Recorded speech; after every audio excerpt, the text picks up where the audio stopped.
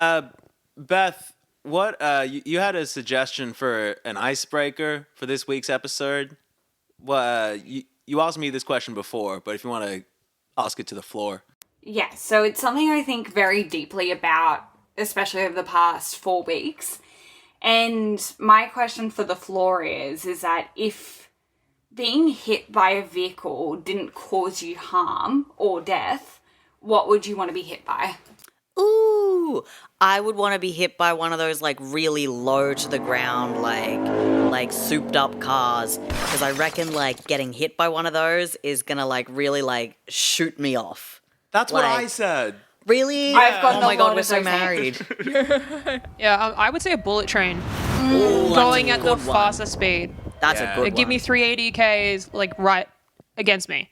Hell yes. I would go train as well, but like a steam train. You know what I mean? Like a real meaty beef, like big, Chunky boy. like chunky boy. Chunky I choo-choo.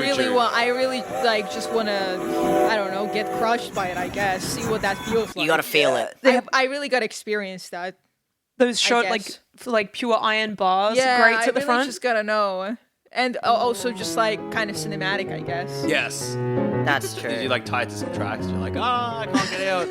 I don't know. Maybe I walk out onto the tracks. That's dark. But you're like slapping your chest. You're like, hit me. Hit me, bitch. The Charlie Chaplin style. Like, there's No no idea music. what that means. Put some. You don't know who Charlie Chaplin is? No. Damn. I famously don't know anything, Yanni. I don't know why that one surprised me. Oh, you mean Charlie Chaplin? All right, shut the fuck Shut it up. up. Okay, actually, Shut I've the changed fuck mine.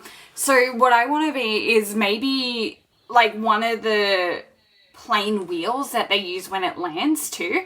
But I don't want to be like lying like horizontal. Like I want to be lying like vertically, and so it's like a really good roller for your back. Yeah, that'd be really good for the That would old feel back. so good. For the old Yeah. spine. Yeah, crack those joints from toe to tip. Exactly. Holy shit. Beth's original answer was the Floriade train. The floor. Floriade's a flower festival in Canberra. There's a little train that goes through. Aw, that'd be cute. So funny. That's pretty good. Well, the nose of it man. looks so good to be hit by. Yes, honestly, yes. I think I would also, if we're going like outside the realm of regular vehicles, I think being hit by like any like roller coaster or like amusement fair ride, like those ones that are like a pendulum that kind of like swing and stuff, like just get yourself like in Yeah. position and just let it like belt you into the sky. You're like on a That'd be T-ball sick. tee, and you're just waiting. It swings into you and just like shoots Exactly. Like I wanted to smack me like a golf club. I mean, you know, people are entitled to their sexual proclivities. You know, I mean, let there be 1,000 blossoms bloom. But I ain't spending any time on it. But I ain't spending any time on it. But I ain't spending any time on it. Let there be 1,000 blossoms bloom. But I ain't spending any time on it. Hello again, everybody. Hello. Hi, everybody. Hi, Karen. Oh, hi, Yanni. Hi, Casey. Howdy. Hey, Elle. Hi, Yanni. Hi, Beth. Hi, Yanni. Hi, Casey. Hi, Kieran. Hi, Elle.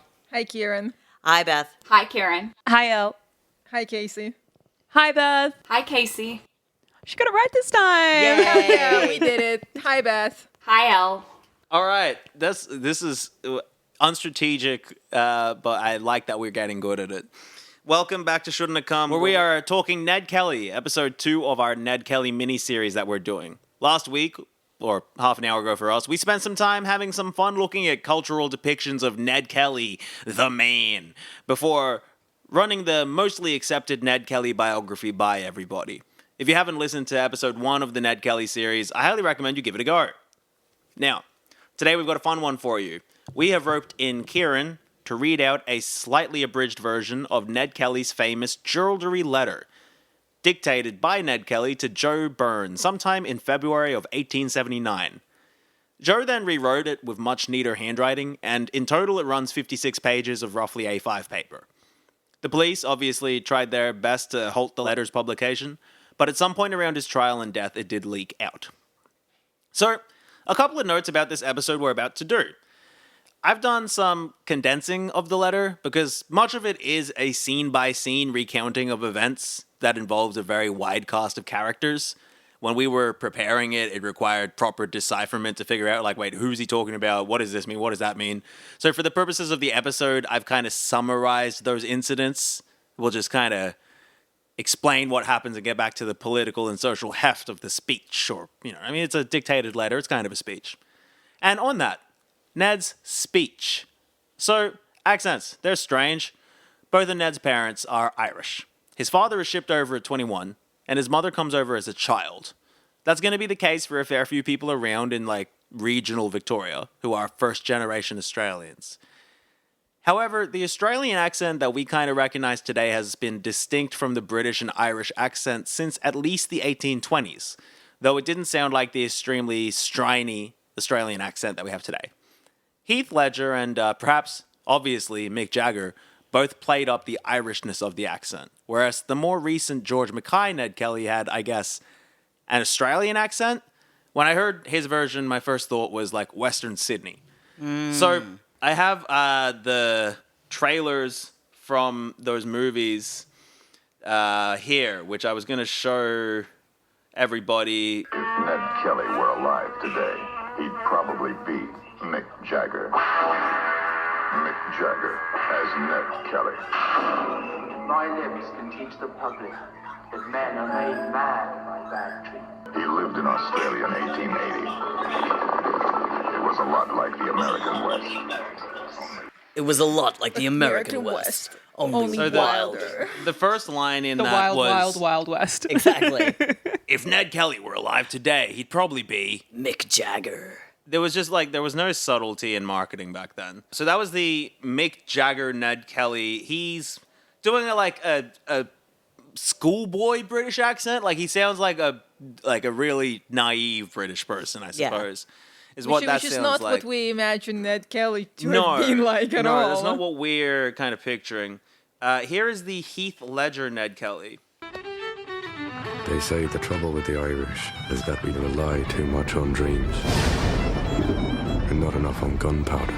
Get your hands off me! You're under arrest! Help me, someone! Is that the best you can do, you bloody coward?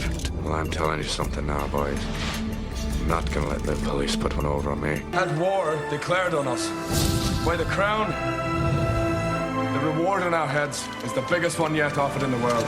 Heath Ledger, Naomi Watts, Orlando Bloom, and Jeffrey Rush. So dramatized. Yes, 2003. Yeah. Yeah, melodrama of it all. Very thick Irish accent, I would say. Yeah. Very much so. All of them, Heath, Orlando Bloom, the women in that. Who would I say they were?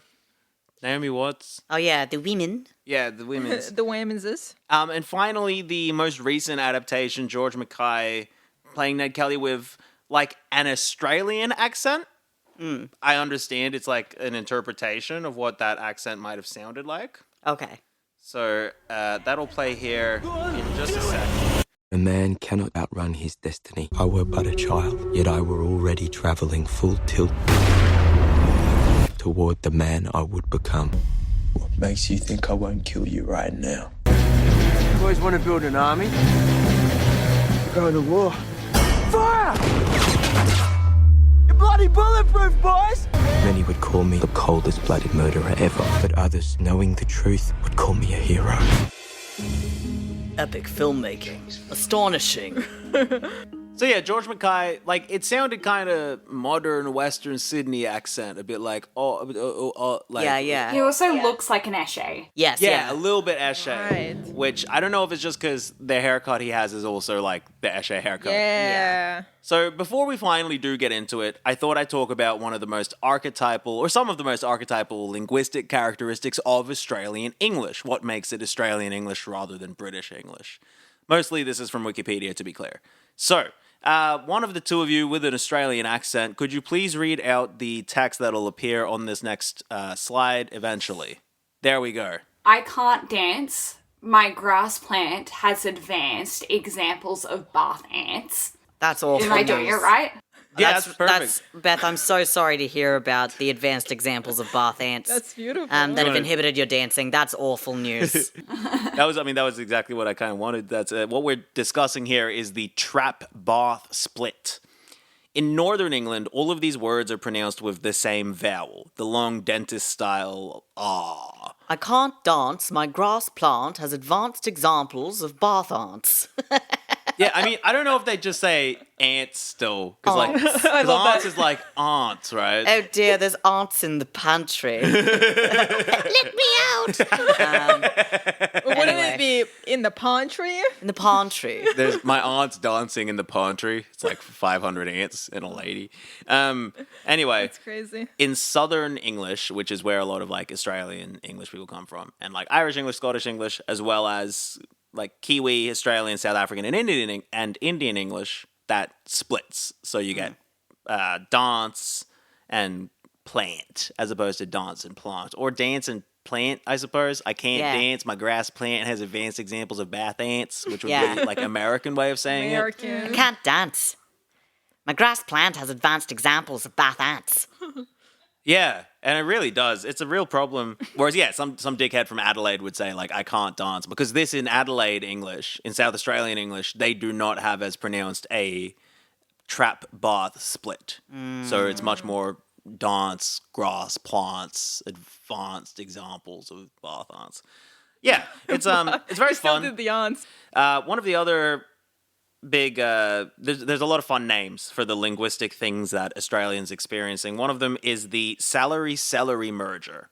So this is a regional one where Victoria and Norfolk Island, the way that their accents are developing, they are saying the words salary, and by that I mean the money you earn, and celery, like the vegetable, the same way. Now, I don't think any of you have this accent. Salary and celery. Celery. Yeah, celery. Yeah, so all of us are saying salary. L? Yeah, celery. It's probably closest for you. I think so. Is Like celery. Yeah, so It's in because Vic- I'm like salary. Yeah. Salary. I think mine is the closest, but also like I don't have like an Australian accent. Exactly, no, because this can happen in variants of accents. A lot of different kinds of accents can have something like a salary merger. Yeah, because I like with that first sentence, like I probably have the closest to like, because I would say I can't dance. My grass plant has advanced examples of bath ants. Yeah, so you got the third example there. Of bath ants. Yeah, the only one is ants. So everything else is the same. Because your aunt's okay. Yeah, my aunt's fine. Well, no, my aunt is not fine. Your aunt's a problem. My aunt's a problem. And we love her for it. No, we don't. What about your aunts? My aunts? Yeah, you fine with your aunts? Yeah, I'm fine with them. That's good. More so than with my aunt. Anyway, over in the West, in Western Australia, they have more diphthongs than us. So a diphthong is when a vowel is two vowels. An example that we say on our side are the words near, which you would say as near, which we say as a single vowel, and square, which you'd say as square, single vowel. In Western Australia, they're pronounced near and square.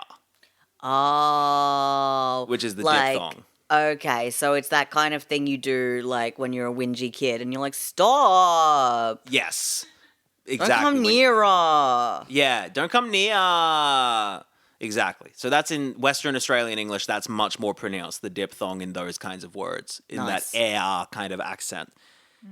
We famously also have the high-rising terminal or upward inflection, the way that we sound like we're asking questions all the time. Apparently, it's the same thing as people in California. I've been told this is regarded as an annoying thing about Australian English. I can't dance. My grass plant has advanced examples of bath ants. I can't dance. My grass plant has advanced example of bath ants. Yeah, isn't that fun? And the sound that you'll make when saying the word cure, like the cure to a disease, say it. Cure.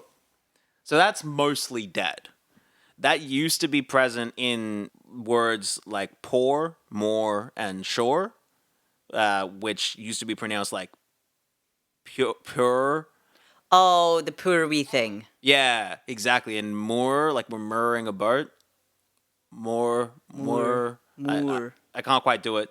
But because now they sound like now they rhyme with pour like to pour something, more like more of something, and shore like the shoreline. Yeah. But previously there would be a distinction between poor and like I'm a poor person versus I am pouring something.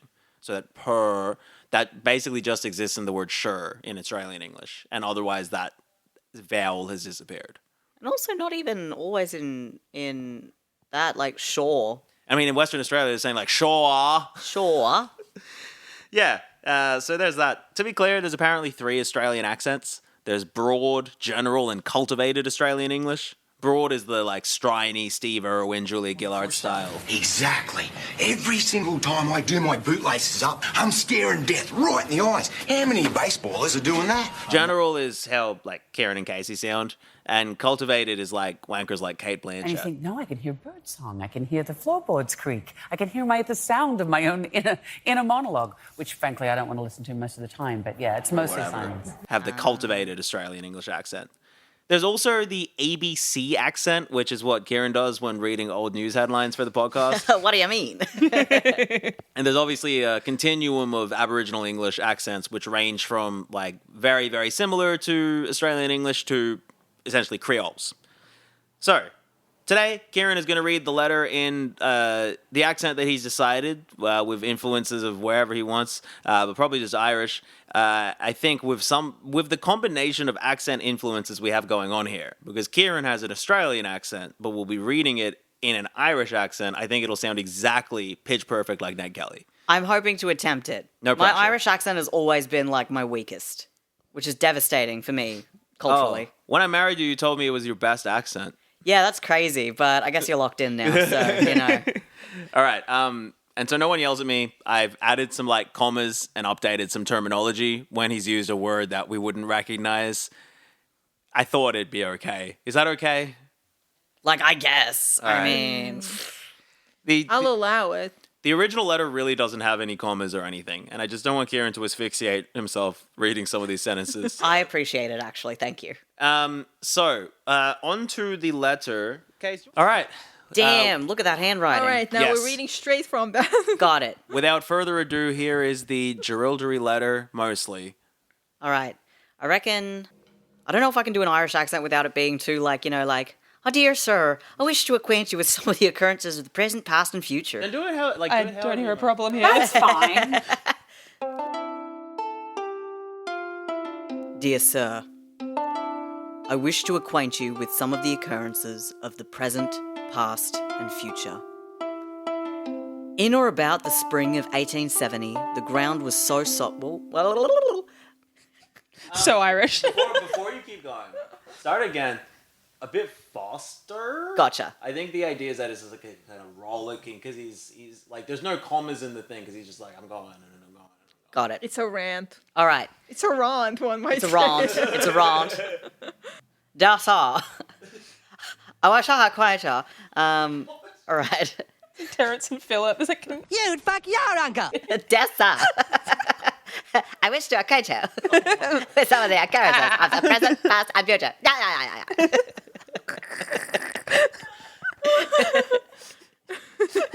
Sorry, everybody. This is like a baller line, and I'm just like fucking with it. All right. Dear sir, I wish to acquaint you with some of the occurrences of the present, past, and future. In or about the spring of 1870, the ground was very soft, so rotten that it would bog a duck in places. A hawker named Mr. Gould got his wagon bogged between Greta and my mother's house on the 11-mile creek, and he was stopping at my mother's awaiting finer or drier weather. Mr. McCormack and his wife, hawkers also, were camped in Greta, and their horse, Rooter Crooter, had run away. Mr. Gould was up early finding his horses and seen McCormack's horse, for he knew horses well. He sent his boy to take him back to Greta, and when the McCormacks got the horse, they came straight to Gould and accused him of working the horse. I could not help laughing to hear Mrs. McCormack accusing Gould of using the horse after him being so kind as to send his boy to take Rooter Crooter back to him. I pleaded Gould's innocent, and Mrs. McCormack turned on me and accused me of bringing the horse from Greta to Gould's wagon to pull him out of the bog. I did not say much to the woman as my mother was present, but that same day, me and my uncle was cutting calves. I don't know what that means, but that's cool. Gould wrapped up a note and a pair of the calves' testicles and gave them to me to give them to Mrs. McCormack. You're like cutting up That makes sense. Now it all comes together. Consequently, McCormack said he would summons me. I told him neither me or Gould used their horse. He said I was a liar, and he could welt me, or any of my breed. I was about 14 years of age, but accepted the challenge, and dismounting when Mrs. McCormack struck my horse in the flank with a bull shin. It jumped forward and my fist came in collision with McCormack's nose and caused him to lose his equilesbian and fell on his prostate. For my name? It jumped forward and my fist came in collision. I'm so sorry. And you're wearing the hat. I thought it would give me confidence. I should be wearing it as a beard.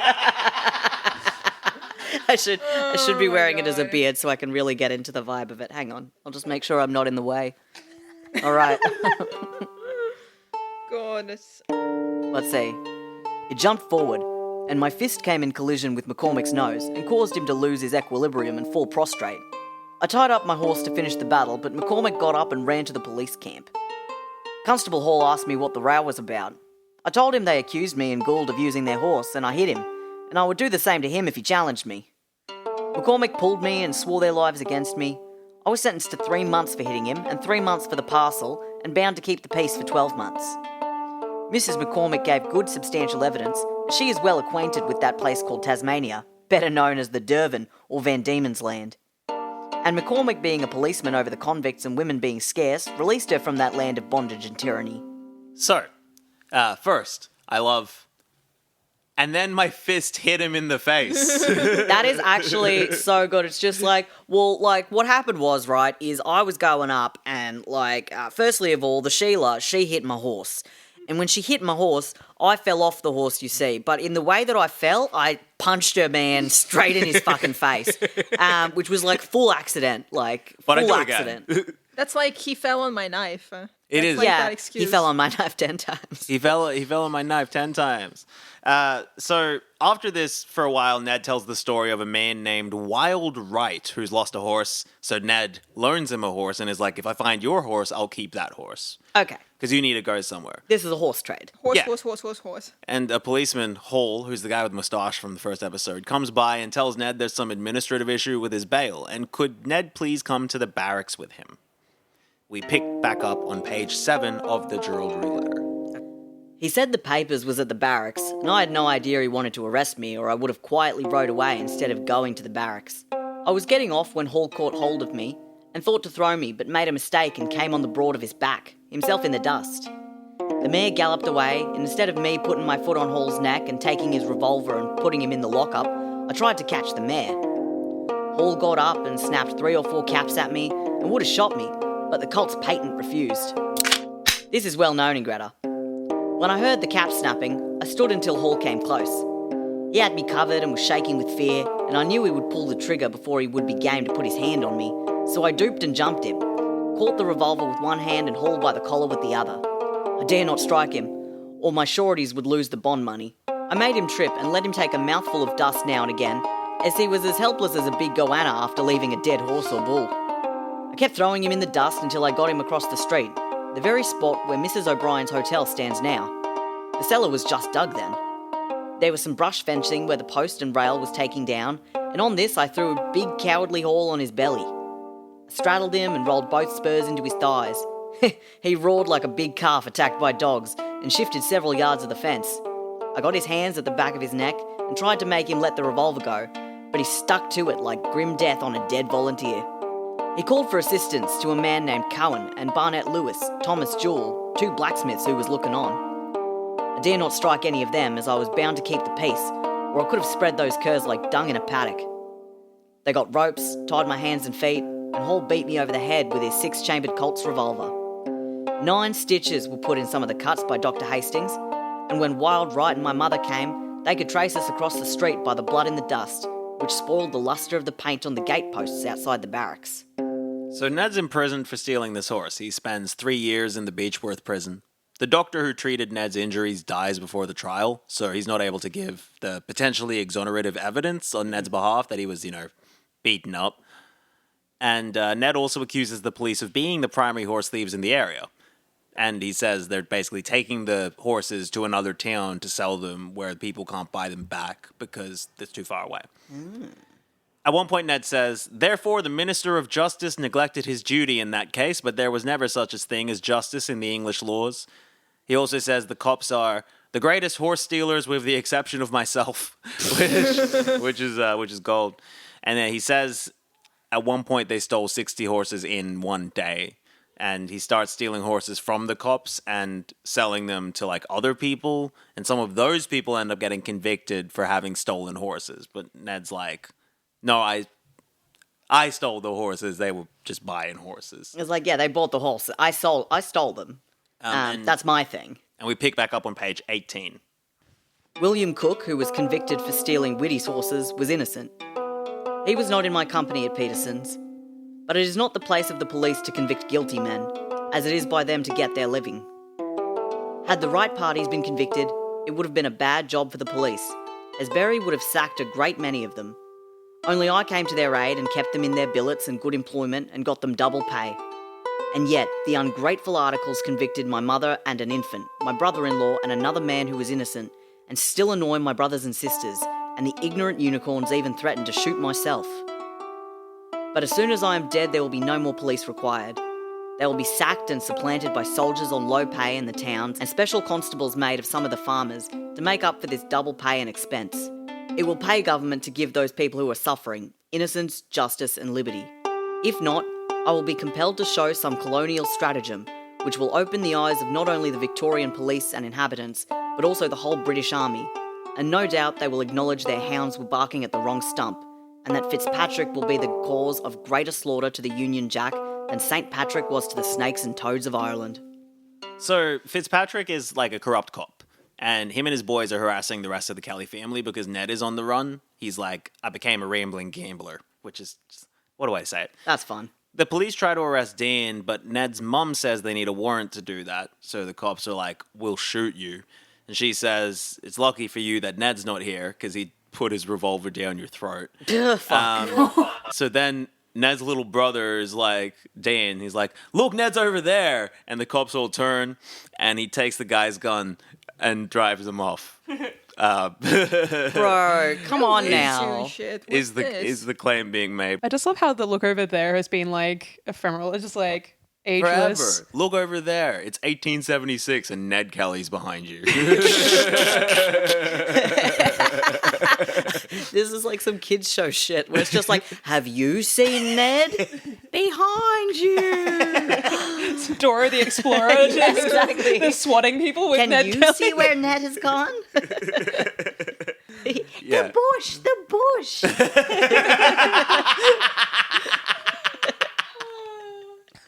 Yeah. Anyway, so they get the cops away.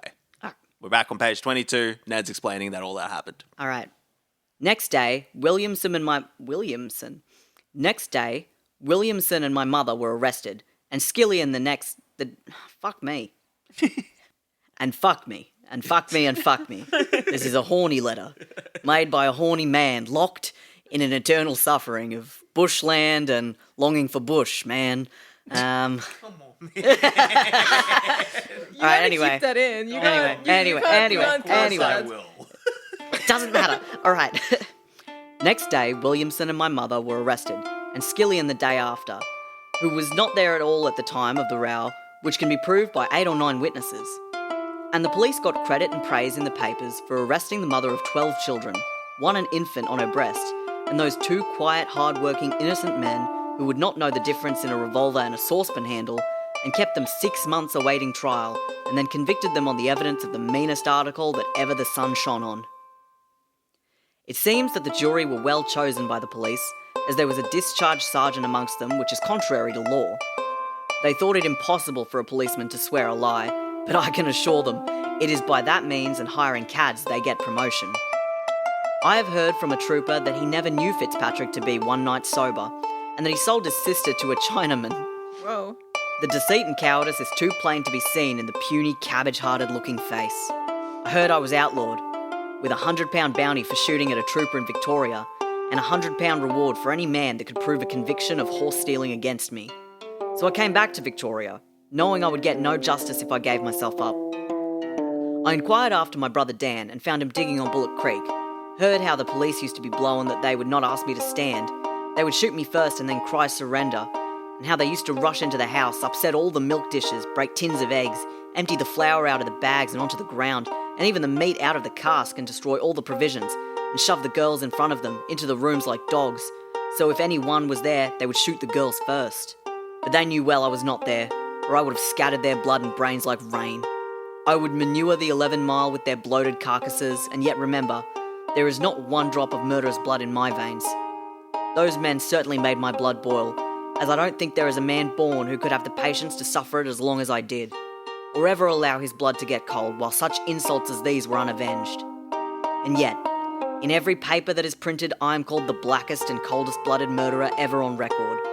But if I hear any more of it, I will not exactly show them what cold-blooded murder is, but wholesale and retail slaughter, something different to shooting 3 troopers in self-defense and robbing a bank.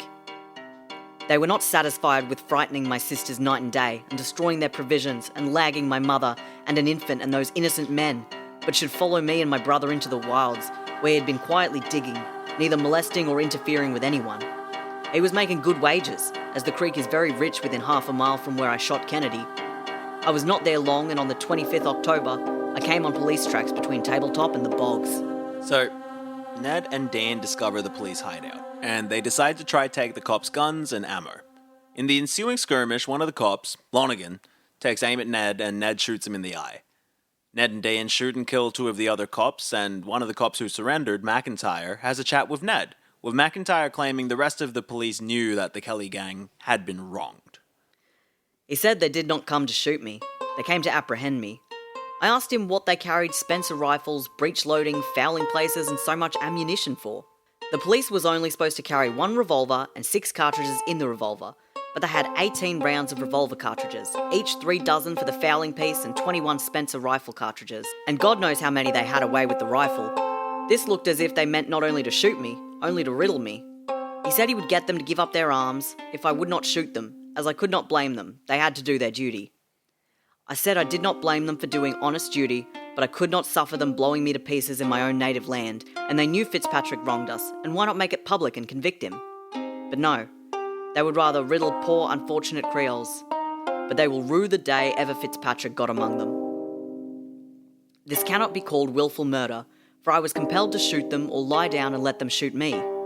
It would not be willful murder if they packed our remains and shattered into a massive animated gore to Mansfield. They would have gotten great praise and credit as well as promotion, but I am recorded a horrid brute because I had not been cowardly enough to lie down for them under such trying circumstances and insults to my people. Certainly their wives and children are to be pitied, but they must remember those men came into the bush with the intention of scattering pieces of me and my brother all over the bush, and yet they know and acknowledge I have been wronged. And my mother has no alternative, only to put up with the brutal and cowardly conduct of a parcel of big, ugly, fat-necked, wombat-headed, big-bellied, magpie-legged, narrow-hipped, splaw-footed sons of Irish bailiffs or English landlords, better known as officers of justice or Victoria Police, who some calls honest gentlemen. But I would like to know what business an honest man would have in the police, as it is an old saying, it takes a rogue to catch a rogue. And a man that knows nothing about roguery would never enter the force, and take an oath to arrest brother, sister, father, or mother if required. A policeman is a disgrace to his country, and ancestors and religion, as they were all Catholics before the Saxons and Cranmore yoke held sway. Since then, they were persecuted, massacred, thrown into martyrdom, and tortured beyond the ideas of the present generation. Yup. What would people say if they saw a strapping big lump of an Irish? Sorry. Forgive. Is this my Tinder profile? What would they say? Hey. Okay. What would people say if they saw a strapping big lump of an Irishman shepherding sheep for 15 bob a week, or tailing turkeys in Tallarook ranges for a smile, or even begging for his tucker? Where are these strapping big lumps of Irishmen just asking for a friend? Where have all the strapping big lumps of Irishmen gone? And where are all the gods? They would say he ought to be ashamed of himself and tar and feather him.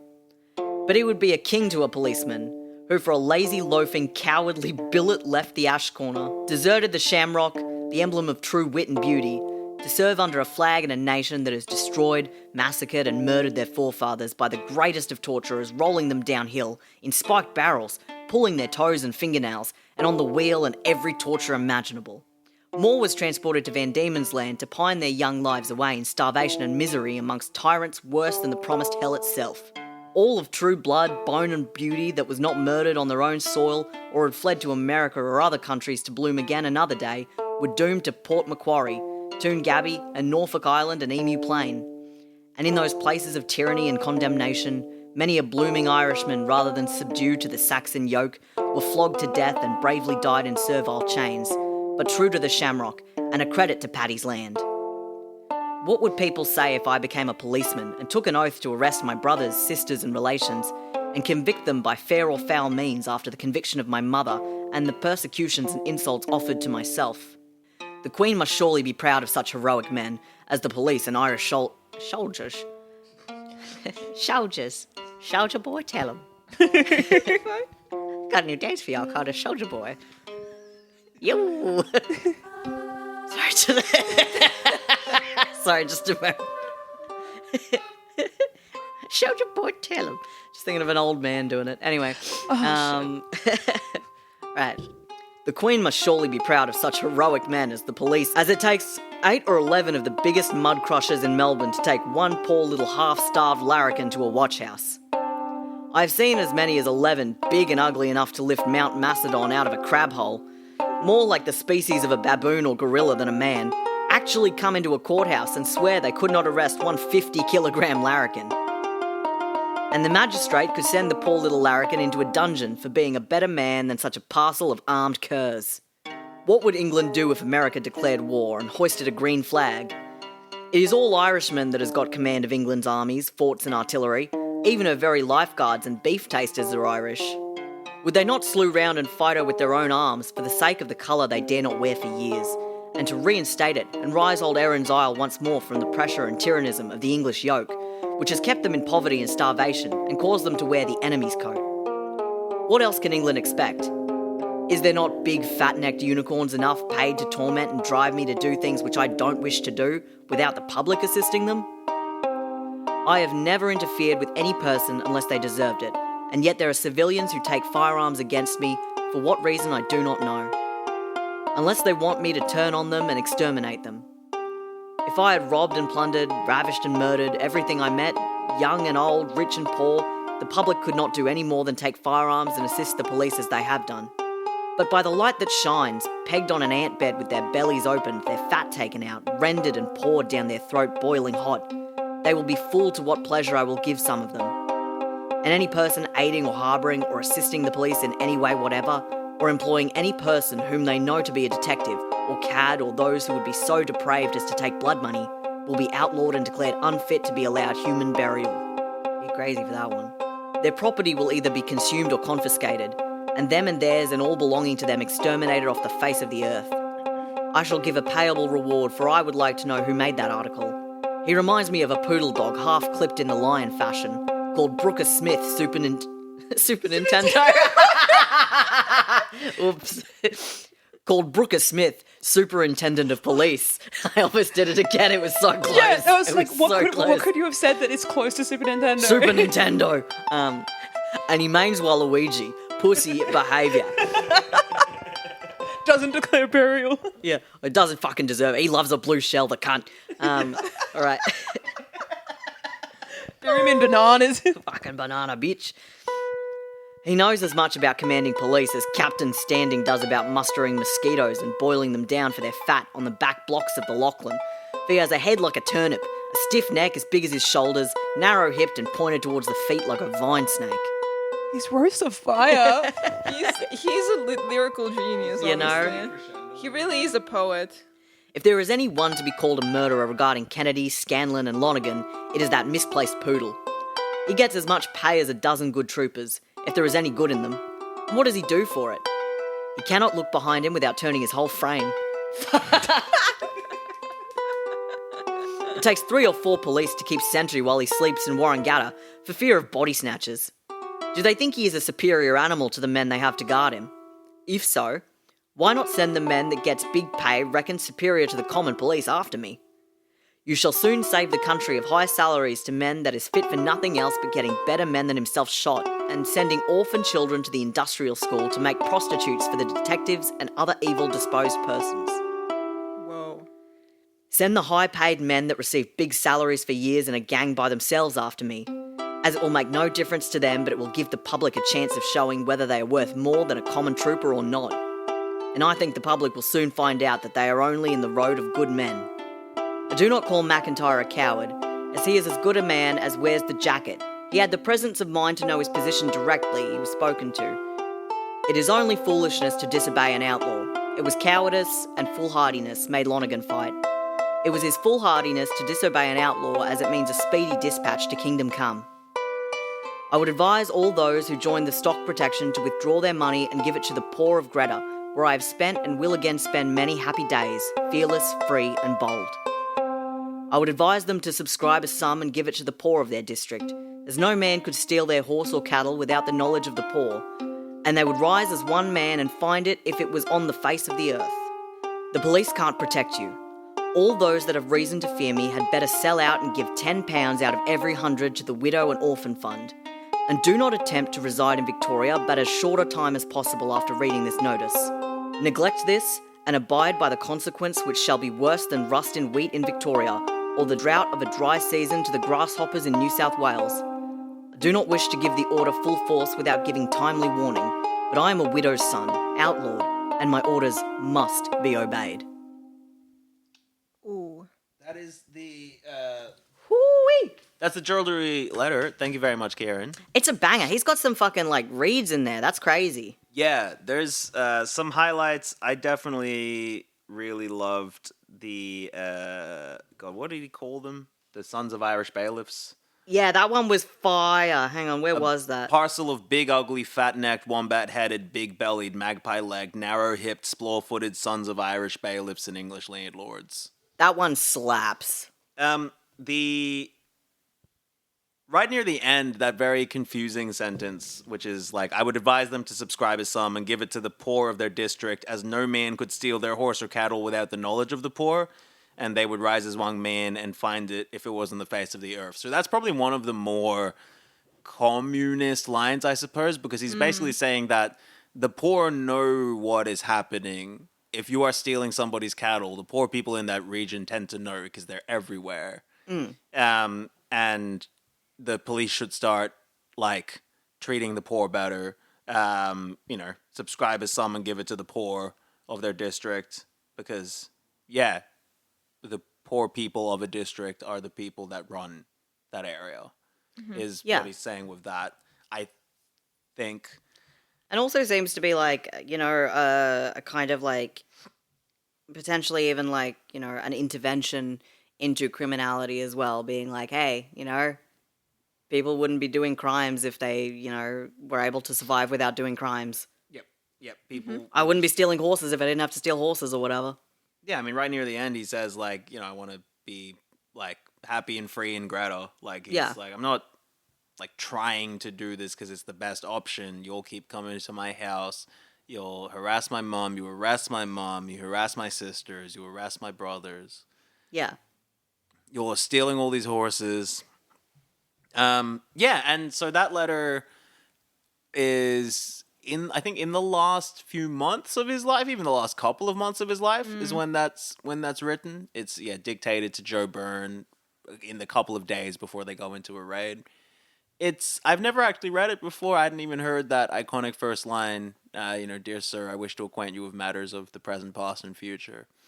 And that last line of I am a widow's son, outlawed, and my orders must be obeyed. Those feel crazy. I feel like this might have been an interesting document to read in school, I suppose. Absolutely.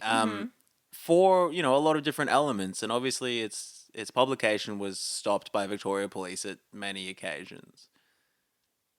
Because there's obviously a lot of, violent language towards police. Where he talks about... Absolutely. I mean, some of the very more lurid language about, what he's gonna paint the soil with their corpses and such. Yeah. but also some, I would say, systemic critiques of how the police work, like with specific examples of how police officers have mistreated himself and his family. But during the letter, he talks about, for instance, how many police there are that are apparently required for things, how many guns that they like have, and how many bullets they have. Yeah. So that was the Jerilderie letter. Thank you very much, Kieran, for reading that, and that will round us into, I guess, our little conclusion. Does anyone have any, I guess, parting thoughts about Ned Kelly before we round out here? Baller. Yeah, for sure. That was really sick. I think it's given the the 1-star review of like, oh, Ned Kelly can't read or whatever in school.